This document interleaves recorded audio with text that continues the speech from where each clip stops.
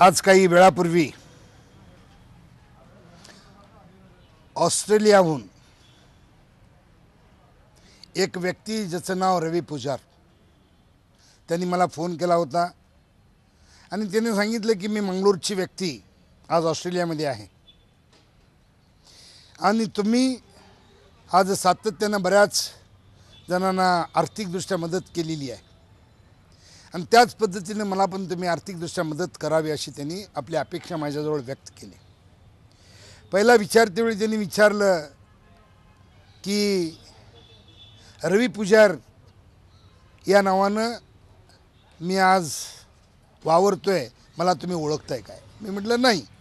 तर अशा दृष्टिकोनातून त्यांनी जी काय अपेक्षा व्यक्त केलेली आहे की आर्थिकदृष्ट्या मला अडचण आहे आणि तुम्ही आम्हाला प्रत्येकाला तुम्ही मदत केल्याप्रमाणे मला पण करावी, त्यावेळेला त्यांना मी सांगितलं की मी आत्तापर्यंत कुणाला अशी मदत केलेली नाही, करायच्या विचारात नाही।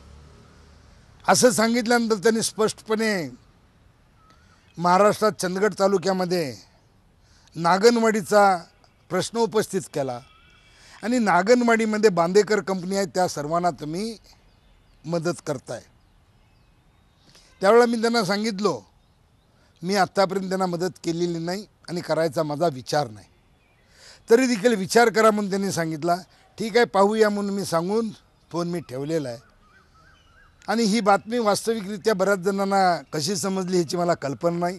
त्या दृष्टिकोनातून तुमच्यासारख्या इलेक्ट्रॉनिक मीडिया आणि मीडियाने मला प्रश्न विचारले, त्यावेळेला मला विचारतेवेळी विचारलं आहे की तुम्हाला त्यांनी धमकी दिलेली आहे काय? मी स्पष्टपणे सांगतोय की त्यांनी धमकी ही दिलेली नाही, पण आर्थिकदृष्ट्या आपल्याला जे काही पाहिजे कोणत्या पद्धतीनं मागायचं त्या पद्धतीनं त्यांनी मागच्या वेळी त्यांचा ट्युनिंग काढलेला होता, त्या दृष्टिकोनातून त्यांना मी जे काय उत्तर द्यायचं ते दिलेलं आहे। बरोबर, आता एक आमदार ह्या नात्यानं जनतेचा प्रतिनिधी म्हणून बेळगाव शहरामध्ये 4 वेळा महापौर म्हणून मी वावरलेलो आहे आणि अशा एका विचारात आज एक लोकप्रतिनिधी आमदार म्हणून मी असतेवेळी माझ्यासारख्या व्यक्तीवरती ह्या पद्धतीचा फोन आल्यानंतर प्रोसिजर काय म्हणतं आहे ते जर मी केलो नाही तर खरोखरच माझ्यासारखा मूर्ख कोण असं जनता विचार करेल। अशा दृष्टिकोनातून त्यांनी जे माझ्याकडे काही केलेलं आहे ह्या दृष्टिकोनातून मी पोलीस कमिशनर, आज आमच्या राज्याचे मुख्यमंत्री, गृहमंत्री, वरिष्ठ पोलीस अधिकाऱ्यांना मी रायटिंगमध्ये एक कंप्लेंट करायच्या विचारामध्ये आहे।